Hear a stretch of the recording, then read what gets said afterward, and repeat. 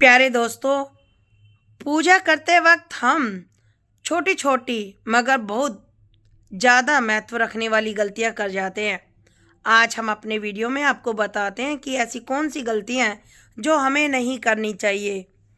सबसे बड़ी जो गलती हम करते हैं कि जब भी पूजा करते हैं तो ना तो हम कुछ का आसन लेते हैं और ना ही सर पर किसी भी प्रकार का कोई कपड़ा रखते हैं।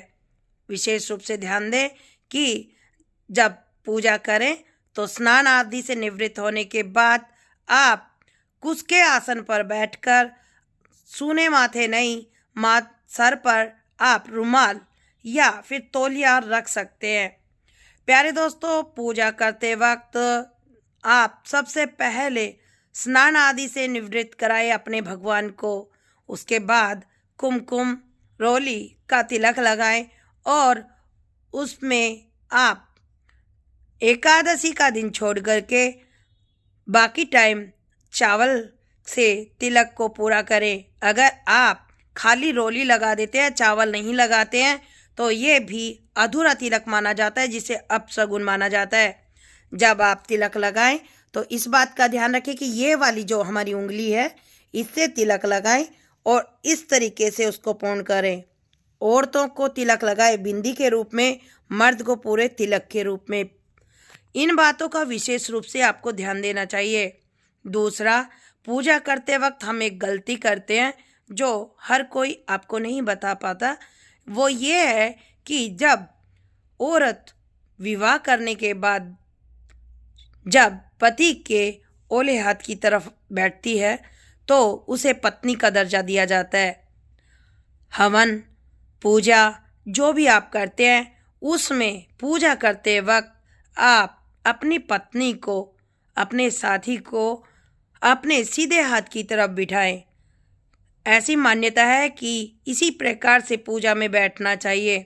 दूसरा, जब पति पत्नी साथ में बैठ के पूजा करते हैं तो पूजा का महत्व 4 गुना ज़्यादा बढ़ जाता है, क्योंकि जब हम फेरे लेते हैं तो 7 वचनों में सबसे ज़्यादा ये जरूरी वचन होता है कि आप जब भी पूजा कर्म करते हैं तो एक दूसरे का साथ होना अनिवार्य है। आप जब ही पूजा का फल प्राप्त कर सकते हैं जब आपका जीवन साथी आपके साथ हो। इस बात का विशेष उदाहरण हमें रामायण में मिलता है, जब भगवान ने जो हवन किया सीता जी का परित्याग करने के बाद, उसके बाद उन्होंने अपने पूजा के टाइम में सीता जी की मूर्ति को स्थापित करके ही हवन किया था। तो इसी प्रकार से पूजा तभी संपन्न मानी जाएगी जब आपका जीवन साथी आपके बगल में बैठा हो। हमारे यहाँ कई जगह पे देखा जाता है कि पत्नी अलग से पूजा कर लेती है और पति अलग से पूजा करते हैं।